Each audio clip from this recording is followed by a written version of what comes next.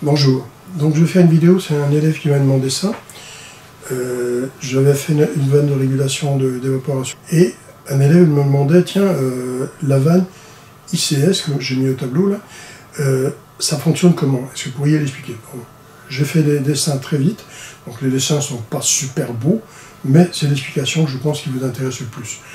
Donc, la vanne ICS, c'est pour les installations industrielles, et elle va être télécommandée via une autre petite vanne. Donc ça évite d'avoir des grosses vannes, à part la vanne ICS qui serait grosse, mais pour la régulation, ce sera plus facile à faire des petites vannes qui envoient dans la grosse vanne. C'est une façon de réguler. Donc on va voir les différentes positions. Alors je le cite dans mes vidéos. C'est aussi bien des vannes mécaniques que des vannes électroniques qui peuvent aller dessus. C'est une régulation, on peut mettre n'importe quelle régulation du moment que c'est adapté pour. Allez, on va commencer. Donc ici, qu'est-ce qu'on va voir? La vanne servomoteur. Alors, une vanne servomoteur, c'est quoi? Chez Danfoss, il l'appelle ICS, cette vanne. Bon, il y a des vannes qui sont comme celle-ci, qui ont un autre nom aussi. Mais, c'est quoi une vanne servomoteur? C'est une vanne tout simplement qui va être pilotée par d'autres vannes qu'on a déjà vues, des vannes de régulation, des KVC, des vannes de régulation d'évaporation, des vannes de régulation de démarrage. Alors un coup vous allez pouvoir vous piquer de ce côté-là, un coup vous allez pouvoir vous piquer de ce côté-là, des fois des deux, et vous raccordez ici. Alors comment elle fonctionne cette vanne? Ben, c'est tout simple. Hein. Ici c'est une membrane avec un ressort intérieur. Ici, vous avez le petit point vert, c'est des joints. Et ici, vous avez le dessus de la membrane. Ici, c'est une partie vide où le gaz qui vient de là ou de là va pousser sur cette membrane pour serrer le ressort et faire descendre ça. Et quand ça sera descendu, ça sera ouvert et le gaz va passer d'un côté à l'autre. Là, son but. Bon, ça va être une vanne qui va être modulable, puisque c'est des vannes de régulation qu'on met dessus, donc elle s'ouvrira plus ou moins pour faire une pression plus forte ou plus basse par rapport à ça, ou par rapport à ça, ça va dépendre de ce que l'on met comme commande. Donc ça va pousser, ça va s'ouvrir, tout bêtement. Maintenant, j'ai un problème avec mon régulateur, je peux l'ouvrir manuellement ici, ou si je veux la supprimer momentanément, ici c'est tout bêtement une tige avec une vis. Vous vissez et vous allez faire descendre cette tige qui va coulisser dans le système ici. C'est tout bête. Donc ça va faire descendre ça et en même temps descendre ça. Donc ça c'est relié avec ça et c'est comme ça. Donc c'est une vanne de régulation pour les grosses installations industrielles où on ne pourrait pas poser une vanne KVC, KVL, tout ce qu'on veut. Pourquoi? Ben parce que ce serait des vannes qui seraient immenses. Et c'est impossible. Avec cette vanne-là, on pose ça, cette vanne-là, on la soulève ou on la brasse, ça dépend si c'est métallique ou cuivre, et on va raccorder notre petite vanne, qui elle va être raccordée de ce côté-là ou de ce côté-là, pour faire notre manœuvre. Et maintenant, on va voir les systèmes qui existent.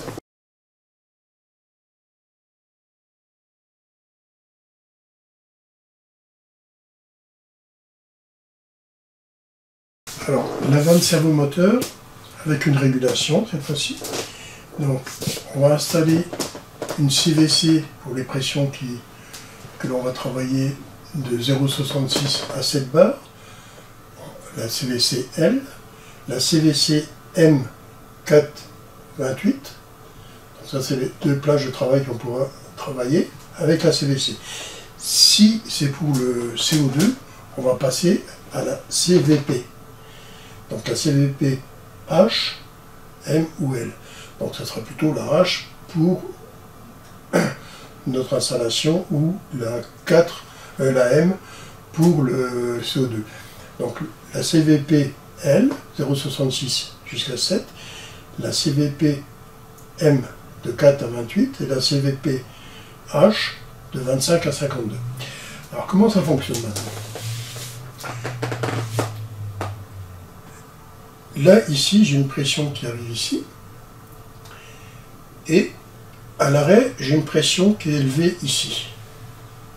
Donc la vanne est fermée, les pressions sont montées, ici, à l'arrêt. Comme les pressions sont montées, la vanne qui est ici est ouverte. Elle reçoit l'information et elle dit « je dois m'ouvrir ».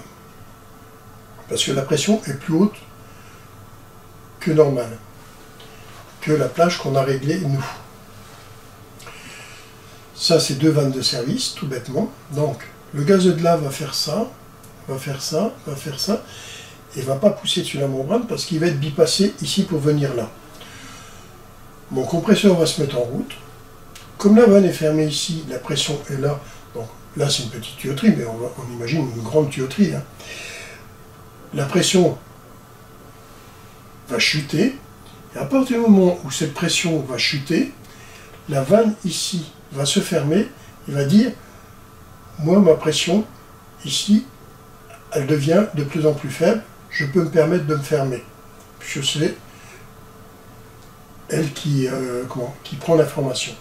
Dès qu'elle est fermée, le gaz qui est ici va là, mais ne sait plus elle est là. Qu'est-ce qu'il fait? Il va là, et il vient pousser la membrane, il m'ouvre la vanne. Il va ouvrir la vanne tout doucement. Elle ne va pas se fermer brusquement, elle va se fermer petit à petit. Et petit à petit, ça va s'ouvrir de plus en plus pour arriver à une pression raisonnable pour mon compresseur. Donc c'est une régulation de démarrage. Donc ce système-là, pour les grosses installations, ça nous sert pour démarrer mon compresseur à des pressions raisonnables. Même après un dégivrage, on pourrait l'utiliser aussi. Voilà. Voilà. Donc ça vient de l'évaporateur, ça voilà. Cette vanne va s'ouvrir plus ou moins grâce à ça. Cette vanne-là, elle sert de bypass seulement. Mais bypass progressif. Okay, et cette vanne-là va s'ouvrir tout doucement pour s'ouvrir totalement quand ça sera en fonctionnement complet. Donc ici, on a la vanne à servomoteur, toujours la même, celle-ci, ICS. Et celle-ci, elle va plus contrôler la pression ici, elle va contrôler la pression d'évaporateur pour tenir une pression d'évaporation correcte. Donc ici, on va placer une CVC, suivant la pression du gaz. Si c'est plus haut, une CVP. Donc CVP, c'est surtout pour le CO2. Quand on a des pressions très élevées, bien qu'elle fait 3 pressions celle-ci, hein, on pourrait employer directement celle-là pour tout. Mais la CVC peut convenir pour les pressions qu'on utilise d'habitude. Alors ici, cette vanne-là, comment elle travaille?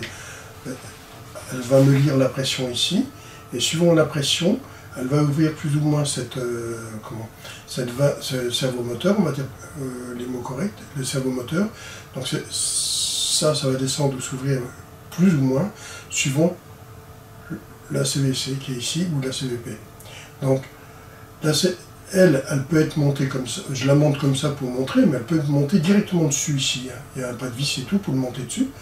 Au lieu de monter un socle où on met la vanne dessus, avec des tuyauteries, on peut le mettre avec des tuyauteries, comme on peut le mettre directement dessus. Il n'y a pas d'importance. Je vous montrerai les dessins par la suite. Donc ici, elle va me contrôler ma température d'évaporation pour pas que je descende trop bas de ce côté-là. Alors maintenant, on va voir un autre type d'emploi de cette vanne-là.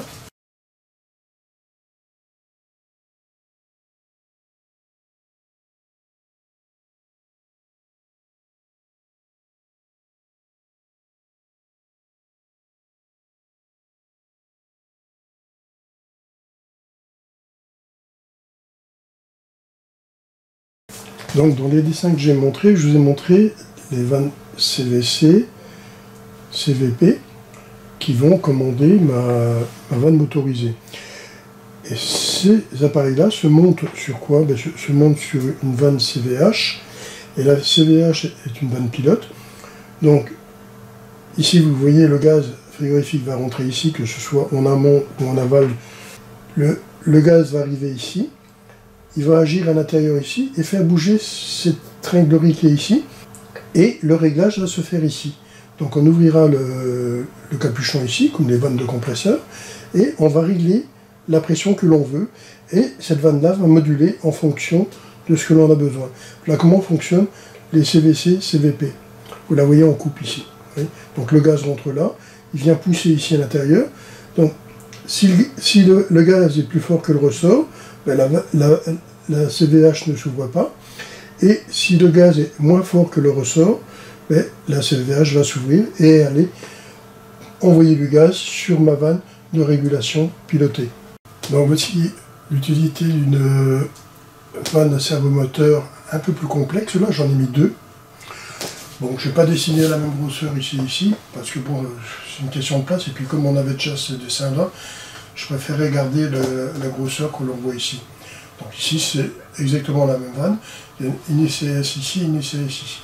Comment ça fonctionne? Si par exemple je fais un contrôle de pression d'évaporation avec une CVC-CVP qui va faire fonctionner mon servomoteur ici,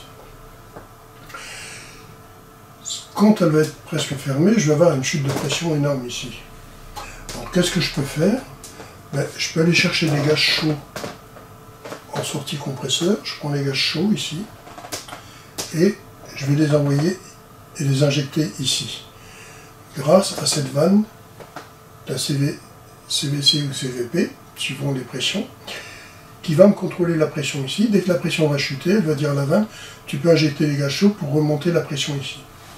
Maintenant, remonter la pression ici, si j'ai très peu de vapeur froide qui arrive ici, que j'ai plus de vapeur chaude ici, moi je vais avoir un problème, c'est que je risque d'avoir une injection de gaz chaud importante ici. Et je vais avoir une surchauffe à mon compresseur. Alors, qu'est-ce qui va se passer? C'est que là, je prends sur la ligne liquide ici. Alors, je pourrais peut-être mettre des flèches pour mieux montrer dans quel sens ça va. Ici, on va dans ce sens-là. Ok, c'est là-bas. Et ici, je vais dans ce sens-là aussi. Donc, je vais chercher du liquide dans ma ligne liquide et je vais l'injecter ici. Et mon bulbe détendeur sera à la sortie du compresseur. Dès que ça va venir trop chaud en HP ici, le détendeur injectera du liquide. Et comme c'est chaud ici, le liquide va s'évaporer directement. Il ne va pas savoir... bon, il y a une petite distance qui est prévue ici. Et le liquide va être évaporé directement. Ça ne posera pas de problème. Alors bien sûr, ce qu'il faut surtout avoir dans ce genre de système, c'est avoir des vannes magnétiques, ici par exemple, pour éviter que ça injecte intempestivement à l'arrêt du compresseur. Avoir par exemple une vanne magnétique ou un système, alors on pourrait remettre un système comme celui-ci, ICS, et au lieu d'avoir une CVC ici, la mettre par exemple ici, et la mettre avec une vanne magnétique. Parce que si vous mettez une vanne magnétique ici au-dessus, avec un système de vannes magnétiques par exemple, pour dégazer ou même pas, une seule des fois, avec une vanne magnétique, vous mettez le même système ICS ici avec une vanne magnétique, et ça coupera le circuit ici, ça évitera d'injecter les gaz chauds à l'arrêt. Bon, ça c'est des suppléments, des prix en plus, mais on peut le faire. Alors, cette vanne en servomoteur, elle peut être employée aussi comme vanne magnétique, c'est-à-dire, on peut la poser sur la ligne liquide et mettre une vanne magnétique au-dessus qui, elle, va injecter. Alors, je vais montrer un peu comment on doit la monter pour que ça puisse s'ouvrir et se fermer. Donc ça, c'est déjà injection de gaz chaud. De nouveau, ma vanne ICS, vanne servomoteur, servocommande. Mais là, cette fois-ci, sur la ligne liquide, avec deux vannes magnétiques. On va voir pourquoi deux vannes magnétiques. Maintenant, quand les deux vannes magnétiques sont fermées, sont NF, le gaz qui vient de la haute pression vapeur, ici, est arrêté ici. Maintenant, s'il restait un peu de gaz ici, il fuit par un petit trou qui est ici. Cette vanne-là, ça j'ai oublié de le signaler dans les autres vidéos, il y a un petit trou ici qui fait dégazer tout doucement le gaz. Donc ce qui fait que, même s'il reste un peu de gaz, ça fuit et le ressort remonte et ça reste en position fermée.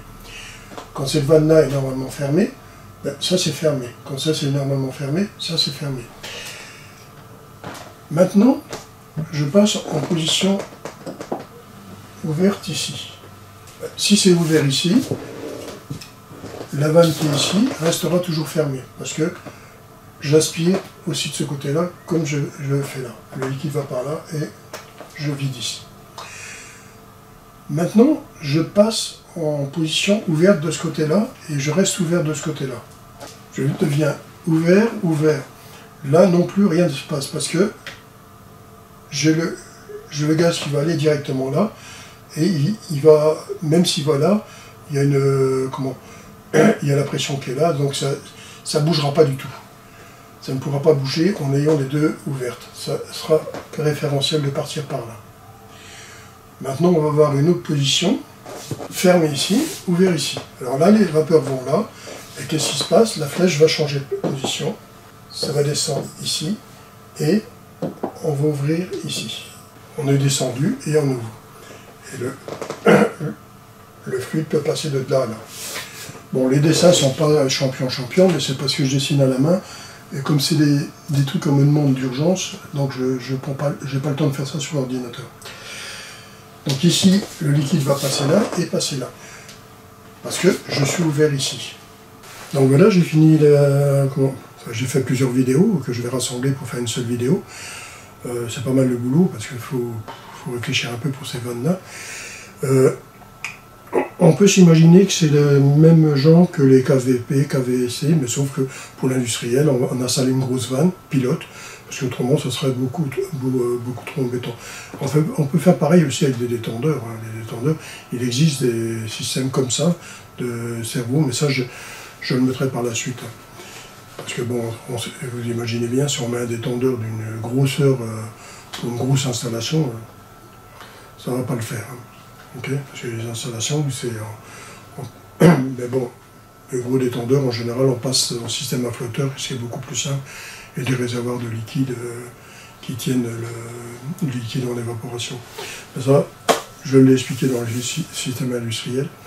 Alors, il y a un autre truc que je voulais dire aussi, c'est que beaucoup me demandent pour être ami avec moi sur Facebook. Moi, ça ne me dérange pas, mais Facebook, ça n'a rien à voir avec ma profession. Facebook, c'est pour moi un défouloir, je blague, je rigole, je mets que des blagues. Je mets rien sur ma vie privée, à part, je parle du sport que je fais, le judo, que je mets dessus, mais autrement, le reste, je ne mets pas. Parce que c'est un défouloir. Et ici, c'est pour vous que donc, restez plutôt sur YouTube, c'est plus simple. Si vous avez des questions, posez-les aussi sur YouTube. Avoir mes emails et tout ça, vous l'avez, vous pouvez l'avoir facilement. Vous m'envoyez un email, je vous réponds comme je vous réponds sur YouTube, c'est exactement la même chose. Bon, je réponds à tous vos messages. Il y en a peut-être un ou deux qui sont passés à la trappe, mais en général, non. Ok? Allez, je vais vous laisser. Je vous souhaite une bonne fin de journée. À bientôt. Hein.